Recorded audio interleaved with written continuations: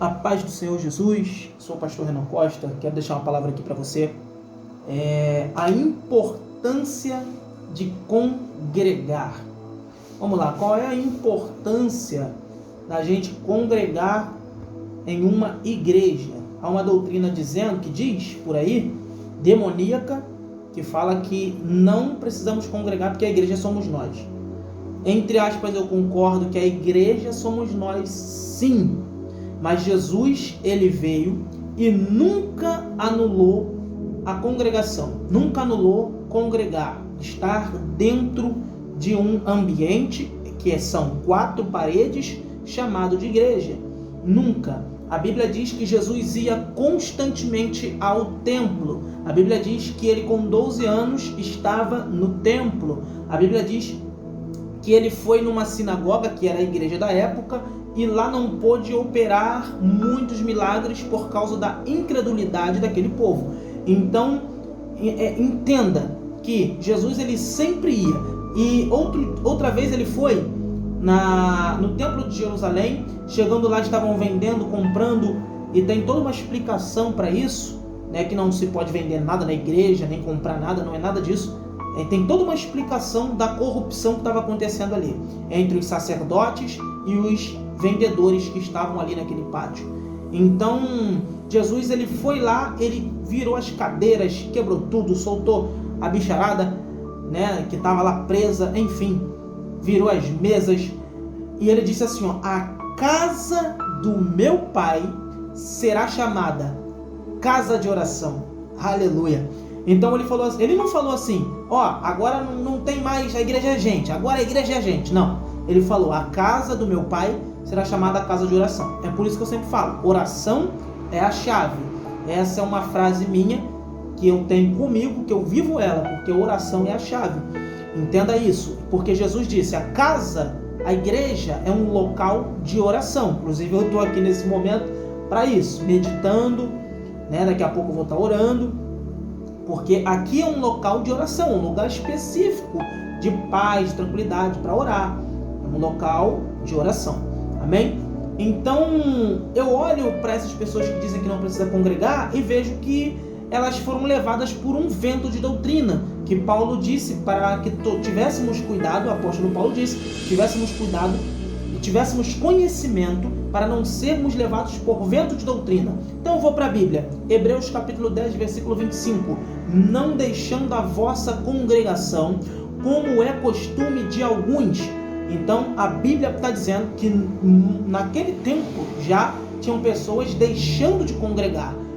Quando fala congregar é se reunir em um local, se reunir numa localidade, entendeu? Como um templo, uma casa, alguma coisa do tipo, entendeu? E assim como no tempo bíblico, nós temos igreja. Tanto que tinha uma igreja de Jesus Cristo em Corinto, outra igreja de Jesus Cristo em Éfeso. A Bíblia diz que em Apocalipse, o apóstolo João recebeu cartas para entregar as 7 igrejas de Ásia Menor, Éfeso, Esmirna, Pérgamo, Tiatira, Sardes, Filadélfia e Laodiceia. Eram igrejas locais, igrejas de Jesus. Amém? Então, hoje o que difere é que nós temos muitas denominações, mas são igrejas. Deus é o mesmo que está nas igrejas. O Deus é o mesmo. Eu não sei se é onipresença ou presença de Deus que está lá, mas o Deus é o mesmo. Amém? Tem outra explicação para isso, porque muitas igrejas têm a onipresença de Deus e não a presença de Deus. Aleluia, mas deixa isso para outro vídeo.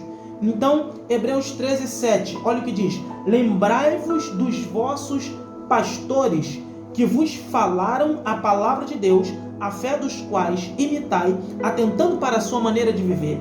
Então, lembre-se dos vossos pastores, imite a fé dele, imite a maneira dele viver.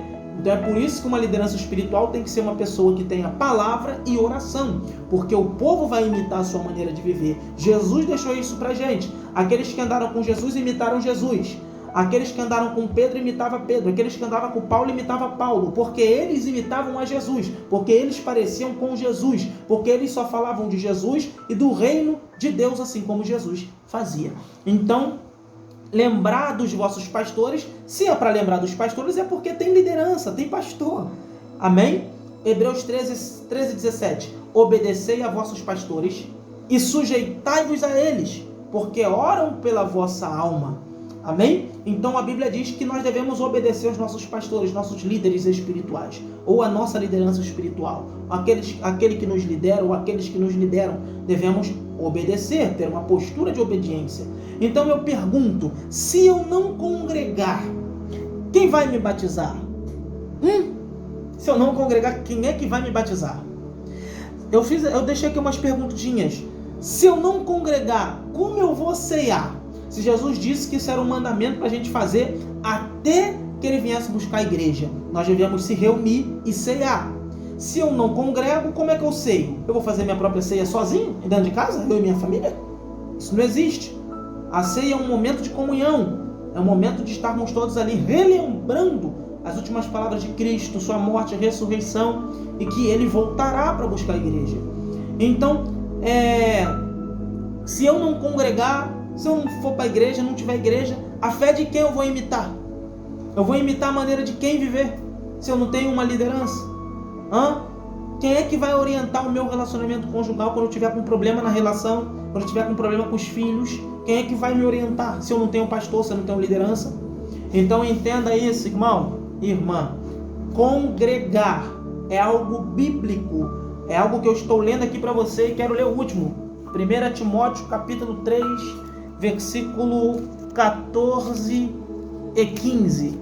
1 Timóteo capítulo 3, versículo 14 e 15. Olha só o que diz aqui, é muito forte, muito forte. Olha isso. Escreva estas coisas, embora espere ir vê-lo em breve. Mas se eu demorar, saiba como as pessoas devem comportar-se na casa de Deus, aleluia, que é a igreja do Deus vivo.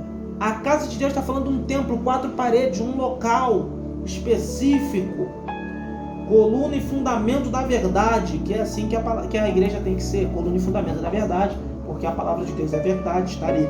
Amém? Então essas são as perguntas que ficam. Se eu não congregar, quem vai me batizar? Se eu não congregar, como eu vou cear? Se eu não congregar, a fé de quem eu vou imitar? Se eu não congregar, quem vai orientar meu relacionamento conjugal ou os meus filhos quando eu precisar? Amém? Como eu vou estar em comunhão com o corpo de Cristo, sendo um membro amputado do corpo, um membro fora do corpo? Então fica aí este pequeno estudo, essa pequena orientação de apenas 8 minutos, 9 minutos para a sua vida. Amém? Mas eu creio que vai acrescentar muito para você, para o conhecimento da verdade. Amém? Deus me chamou como um profeta para confrontar, aleluia, para confrontar, para falar a verdade. Amém? Então, eis aqui os textos, Hebreus 10, 25, Hebreus 13, 7, Hebreus 13, 17, 1 Timóteo capítulo 3, versículo 14, 15, para você meditar, amém? E adquirir um pouco mais de conhecimento. Se eu não congregar, quem vai me batizar? Como eu vou cear? A fé de quem eu vou imitar? Quem vai me orientar quando eu necessitar de orientação? Quem vai me dar aquele abraço amigo? Amém? Então fica aí essa palavra para você. Que Deus te abençoe, te dê a direção através do Espírito Santo. Amém? Deus te abençoe.